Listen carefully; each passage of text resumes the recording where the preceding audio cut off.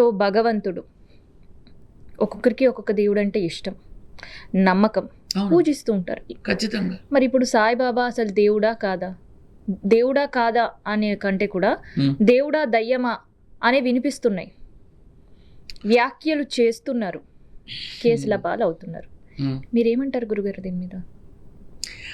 ఎందుకు అనవసరమైన విధానాల్ని మనుషుల మధ్య ఒక అగ్గిరాజేసి దాన్ని ఆనందిస్తున్నారు? ఎందుకు మనలో మనకే ఈ విద్వేషాలను సృష్టిస్తున్నారు? వాళ్ళ పేర్లకి తగ్గట్టుగా వాళ్ళ జీవితంలో వాళ్ళు ఎందుకు బతకట్లేదు? పేర్లలో ఉంటే సరిపోతుందా? దయ, కరుణ, మృదు స్వభావం, లలితం ఇవన్నీ పేర్లలో ఉంటే సరిపోతుందా? మనుషుల్లో ఉండక్కర్లేదా? ఎవరు చూడొచ్చారు? ఎవరు చూశారు? అసలు మనం ఎవరమ్మా? ఒక రూపం గురించి మాట్లాడడానికి మనం ఎవరు? మనకి మాట్లాడే అర్హత ఉందా అసలు?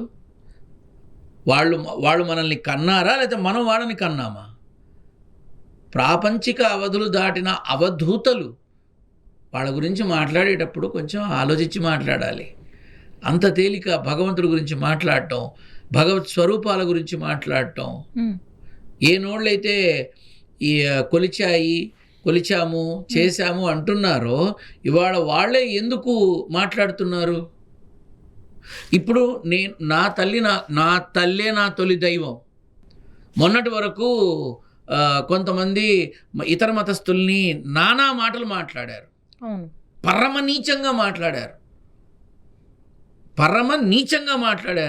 నేను వాళ్ళందరూ అంటే వందలేం లేరమ్మా, పట్టుమని 4-5 ఉంటారేమో, మహా అయితే 10 మంది ఉంటారేమో.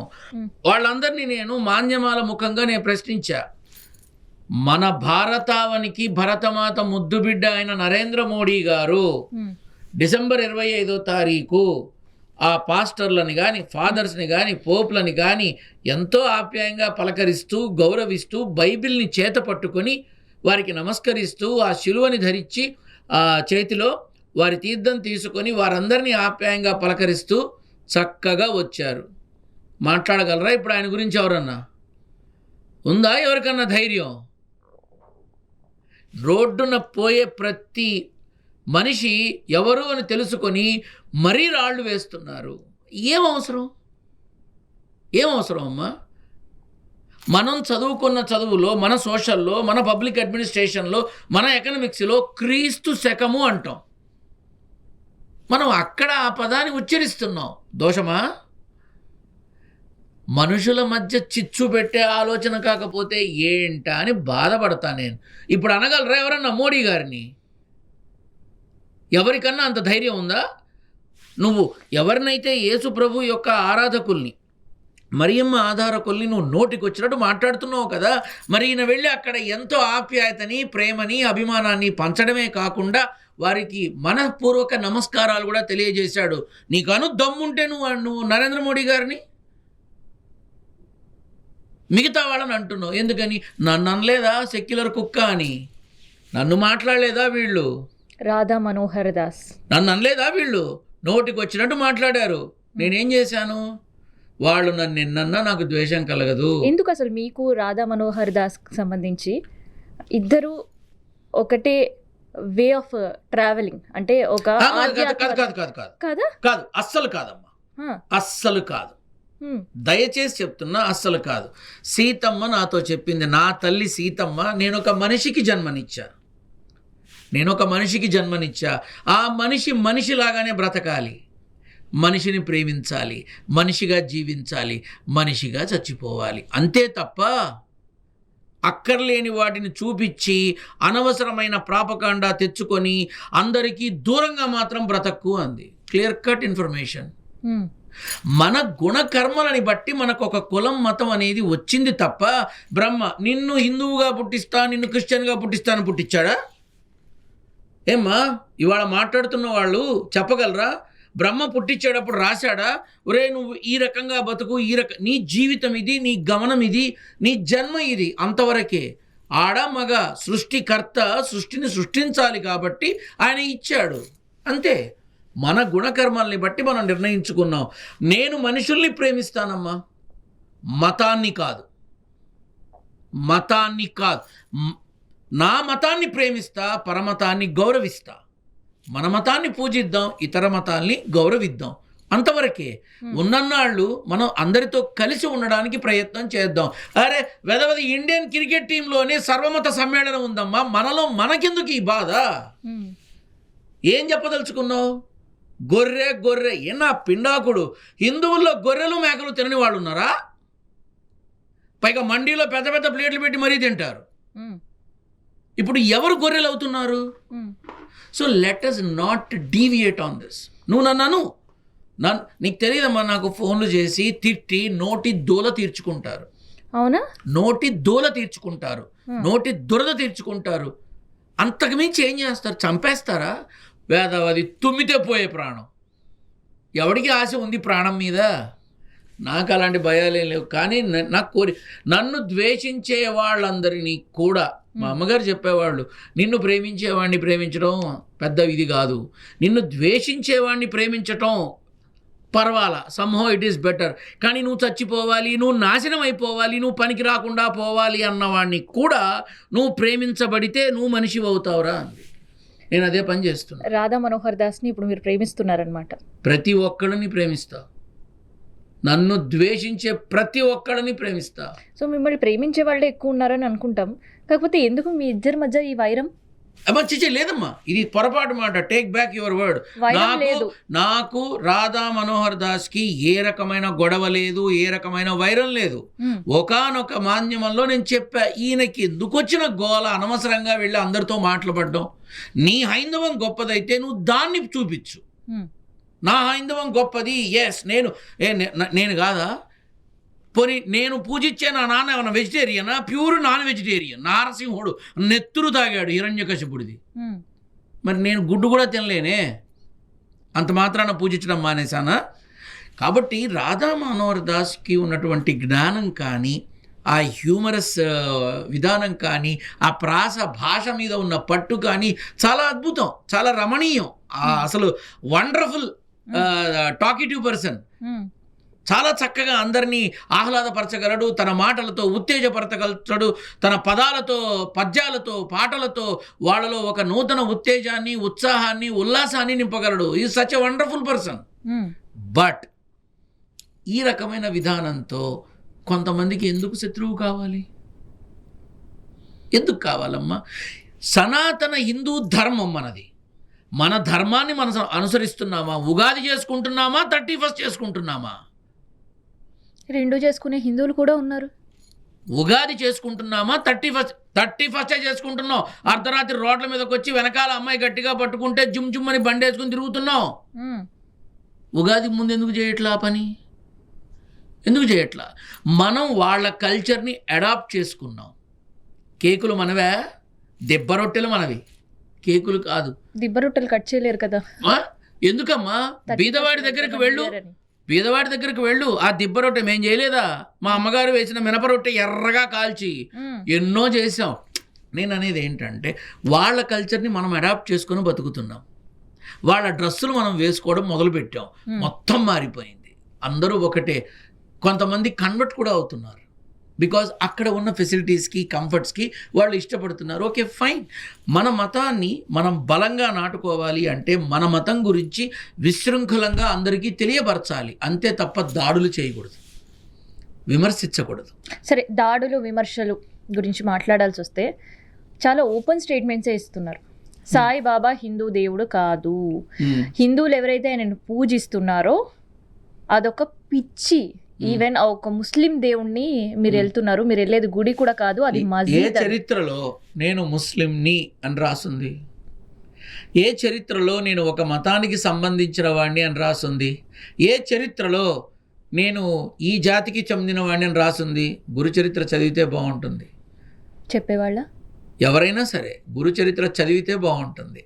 అమ్మా ఒక్క మాట, ఇప్పుడు సోకాళ్ళు సమాజంలో ఉన్న చాలామంది వాళ్ళ విధానాల్లో, వాళ్ళ దైనందిన జీవితంలో, వాళ్ళ వ్యవహారిక జీవితంలో అన్ని సుఖాలు, భోగాలు, భాగ్యాలు, ఆస్తులు అన్నీ సంపాదించుకుంటూ వాటితో కలిసి బతుకుతున్నారు. షిరిడి సాయినాథుని యొక్క జీవిత చరిత్ర చదివితే అర్థమవుతుంది. అసలు షిరిడి అనే గ్రామానికి ఆయన ఉన్నంత వరకు లేని ప్రాభం ఆయన ఆనాడే చెప్పారు. ఆలయం ఆయన కోసం నిర్మిస్తుంటే నన్ను పెడతావో కృష్ణ మందిరంగా మారుతుందో చూద్దుగానివి అని అన్నాడు. ఆనాడే అన్నాడు. ఆయన కోరుకోలా. ఆయన అతి సామాన్యమైన బండరాయినే ఆయన సింహాసనంగా భావించాడు ఆయన. అటువంటి ఆ మహానుభావుడు గురించి మాట్లాడడానికి నోళ్ళు ఎలా వస్తున్నాయో నాకు అర్థం కావట్లేదు. సాయి భక్తులు కనుక ఒక్కసారిగా బయటకు వస్తే సాయినాథుడిని విమర్శించే వాళ్ళు తట్టుకోగలరా? ఏమ్మా, సాయినాథుడిని విమర్శించే వాళ్ళు తట్టుకోగలరా సాయి భక్తులు బయటకు వస్తే? కానీ రారు. ఎందుకంటే శ్రద్ధ సబూరి, సబ్కా మాలిక్ ఏక్ హై, ప్రేమని పంచాలి అంతే. ఇదే ఈ విధానంలోనే ఉంటారు వాళ్ళు. అనవసరంగా రచ్చలు చేసి, గొడవలు చేసి, కొట్లాటలు చేసి చేసుకోవాలని అనుకోరు. ఎవరి అభిమతం వాళ్ళది.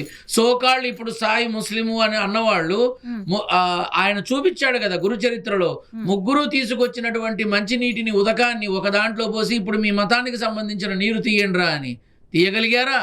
ఇప్పుడు మాట్లాడుతున్న వాళ్ళు ఫకీరు అది ఇది అని అంటున్నారు కదా, చేయగలరా ఆ పని? మొన్న ఎవరైతే మాట్లాడారో మాధవిలత మాట్లాడడం కావచ్చు, లలిత్ కుమార్ గారు మాట్లాడడం, ఎవరైనా సరే, మొన్న ఆ మధ్య ఏదో ఒక సభ జరిగిందిట.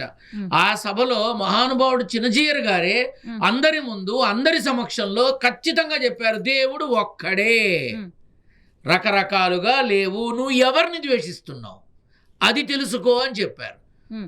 పిలిచి వాత పెట్టించుకున్నట్టుగా ఉందిరా అని వాళ్ళలో వాళ్ళే అనుకున్నారు. ఇక్కడ తెలుసుకోవాల్సింది ఏంటంటే, నీకు ఇష్టమైతే ఓకే, నీకు ఇష్టం లేదనుకో నువ్వు పక్కకి రా. నువ్వెందుకు అనవసరంగా? మొన్నటిదాకా యేసు ప్రభుని అన్నారు. నరేంద్ర మోడీతో సహా అన్ని రాష్ట్రాల ముఖ్యమంత్రులు, అన్ని క్యాబినెట్ ర్యాంక్ హోల్డర్సు అందరూ కలిసి ఆ పండుగని వేడుకగా చేశారు. మళ్ళీ ఎవరు వాళ్ళని మాట్లాడట్లా. సామాన్య ప్రజానీకాన్ని ఎందుకు మాట్లాడుతున్నారు? అయితే ఇక్కడ ఇంకొక వాదన వినిపిస్తుంది. సాయిబాబా కూడా సబ్కా మాలిక్ ఏక్ హే అన్నాడు తప్ప నేను అల్లాని కాదు, అల్లాకే అల్లాని నేను ఒక గదిలో కూర్చొని భజన చేసి మీరు ఇలా పాడండి, ఇలా చెప్పండి అని చెప్పి దాన్ని రికార్డ్ చేసి మాధ్యమంలో పెట్టి చూసారా మనల్ని ముస్లిం వైపు నడిపించే ప్రయత్నాలు జరుగుతున్నాయి, ఇది విద్రోహ చర్య అని బయటకు చెప్పడంలో ఎంతవరకు ధర్మం? ఒక్క చోట సాయిబాబా నేను ఈ మతం అని చెప్పినట్టుగా ప్రూవ్ చేయమను.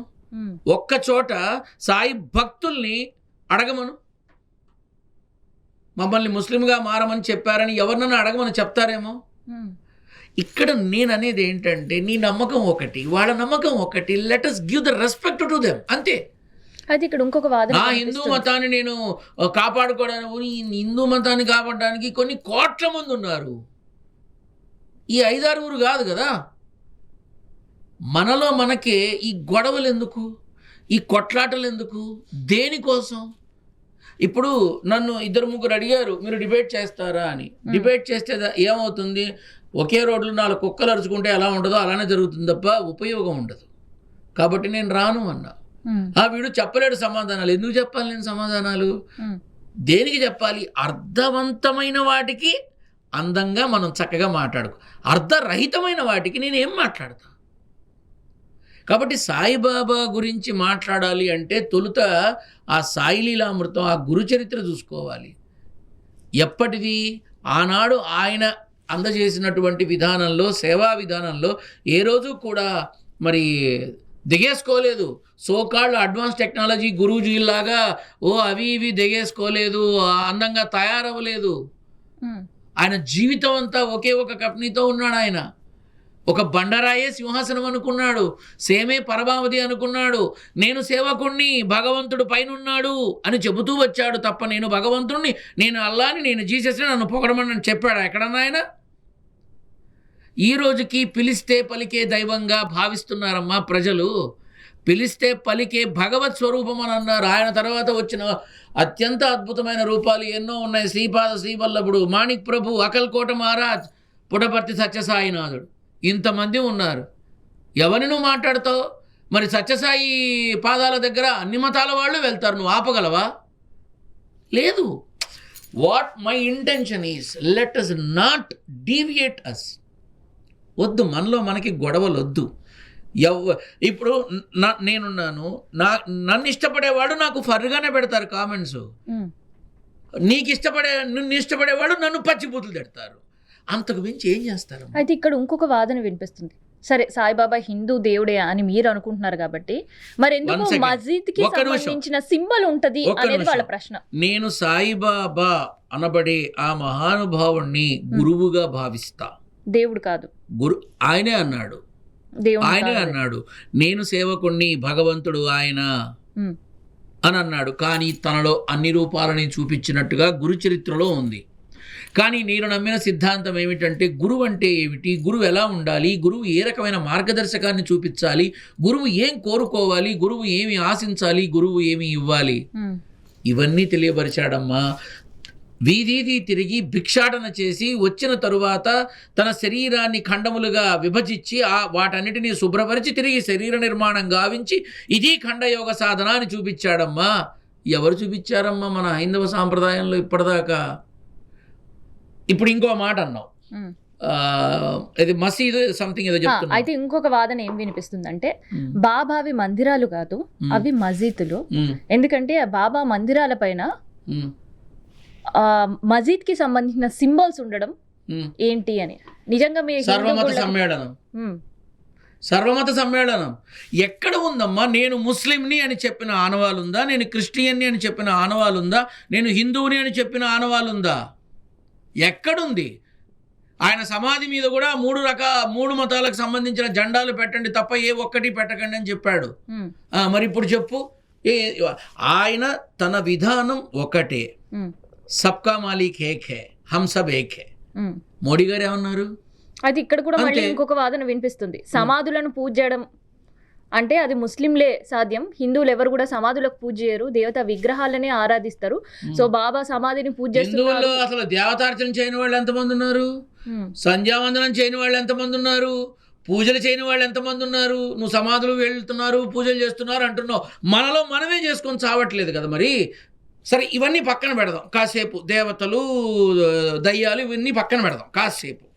I'm asking one straight question. తల్లిదండ్రులేగా ముందు? ఏమ్మా, తల్లిదండ్రులేగా ముందు? తల్లి చెబితేనే కదా తండ్రి ఎవడో తెలిసింది, తల్లి చెబితేనే కదా గురువు ఎవరో తెలిసింది, తల్లి చెబితేనే కదా దైవం ఎవరో తెలిసింది. అటువంటి తల్లుల్ని కూడా చెప్పా పెట్టకుండా బస్ స్టాపుల్లో, వృద్ధాశ్రమాల్లో ఎక్కడ పడితే అక్కడ వదిలేసిపోతున్న వాళ్ళని ఏమనాలమ్మా? మన హైందవ సాంప్రదాయంలో ఉందా? శ్రవణ కుమారుడు తన తల్లిదండ్రుల్ని భుజాన వేసుకొని ఎక్కడ కావాలంటే అక్కడ తీర్థయాత్ర చేసిన భారతావని మనది. ఎంతమంది తల్లిదండ్రుల్ని అలా చూస్తున్నారు మన హైందవ సాంప్రదాయంలో? ఎంతమంది ఆ గుర్తింపునిస్తున్నారు? సరే, ఉద్యోగాల పరంగా దేశ విదేశాలు పోతున్నారు, ఉద్యోగాలు చేసుకుంటున్నారు, ఓకే. మరి చాలామంది నువ్వు చూడు, మాధ్యమాల్లో చూడు, మన వార్తల్లో చూడు, మా అబ్బాయి వస్తానన్నాడు బిడ్డ, నన్ను ఇక్కడనే ఉండమన్నాడు, బస్ స్టాప్లో రోజుల తరబడి కూర్చుంది. మరి స్వచ్ఛంద సంస్థలు ఆమెను కాపాడాయి. దాని గురించి ఇప్పుడు ఎవరు ఏం మాట్లాడలేదు. ఎందుకు మాట్లాడతారు? వాళ్ళ వాదన కూడా సాయిబాబా పైనే. సాయిబాబా 4 రోజులు ఆగమ్మ, ఇది కూడా కొత్త కంటెంట్ వస్తుంది నీకు. ఇప్పుడు ఏమైపోయింది, ఒకదాని తర్వాత ఒకటి ఏదో చెయ్యాలి, ఏదో ఒక ఇది రావాలి. సరే, మొత్తానికి మీరు బాబా గురించి ఏం చెప్తారు చెప్పండి. ఒక దేవుడా, హిందూ దేవుడా కాదా, ఒక గురువా, మీ పర్సెప్షన్ ఏంటి? నేను చాలా క్లియర్గా చెప్తున్నానమ్మా. సకల సద్గురు శ్రీ షిరిడి సాయినాథుడు, ఆయనని ఒక మహా గురువుగా నేను భావిస్తా. నా తల్లి నాకు మొదటి గురువు. తర్వాత నేను గురువు అంటే తెలుసుకున్నది జగద్గురు ఆదిశంకరాచార్యుల వారి గురించి. ఆ తదుపరి ఇందాక చెప్పాను కదా, గురువు యొక్క విధానం, గురు చరిత్ర చదివిన తర్వాత సాయినాథుని యొక్క గొప్పతనం తెలిసి, ఓహో గురువు అంటే ఇదా, గురువు యొక్క మాటకి అర్థం ఇంత ఉందా అని చరిత్ర చదివితే తెలిసింది. కాబట్టి నేను గురువుగా భావిస్తా. కానీ ఆయన్ని భగవంతుడిగా భావించటంలో 0.001% కూడా తప్పు లేదు. పిలిస్తే పలికే దైవంగా భావించే కోటాను కోట్ల సాయి భక్తులు ఉన్నటువంటి భారతావని మనది. కాబట్టి ఎవరో ఏదో మాట్లాడారని సాయిబాబా పటం పట్టుకుని లాగటం, విగ్రహానికి తాడు కట్టి రోడ్డు మీదకి ఆయనకి ఏమైనా నష్టమా? ఆయన అందరినీ ఒకేలా చూస్తాడు, పోనీ ఒకేలా చూస్తాడు. ఆయన్ని ద్వేషించిన వాడికి, వెనక నుంచి ఆయనని మాటు వేసి దాడి చేయాలని చూసిన వాడికి కూడా ప్రేమనే పంచాడమ్మా సాయినాథుడు. అటువంటి ఆ మహానుభావుడు ఆ కలియుగంలో ఒక నమ్మకాన్ని ఇచ్చినటువంటి దేవుడమ్మా ఆయన్ని పట్టుకొని ఇది అది అని మాట్లాడడం వాళ్ళ విజ్ఞతకే వదిలేస్తున్నాను. నువ్వు చెప్పావనో, నువ్వు 4 వీడియోలు పెట్టావనో ఆలయాలు మూసుకుపోతాయా? షిరిడి సంస్థానాలు మూసుకుపోతాయా? సాయినాథుడిని నమ్మేవాళ్ళు ఆగిపోతారా? గురుచరిత్ర చదివేవాళ్ళు మానేస్తారా? నా ఇంట్లోనే చదువుతారు కదమ్మా ప్రతి నెల.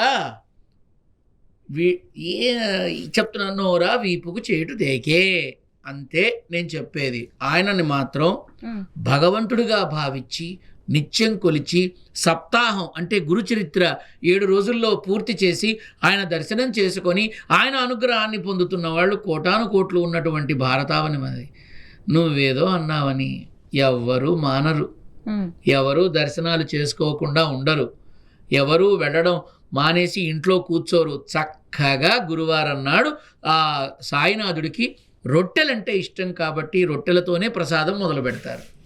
తాటాకు చప్పుళ్ళకి ఏం కాదమ్మా, ఇవి తాటాకు చప్పుళ్ళే, అంతేనమ్మా, ఏం కాదు.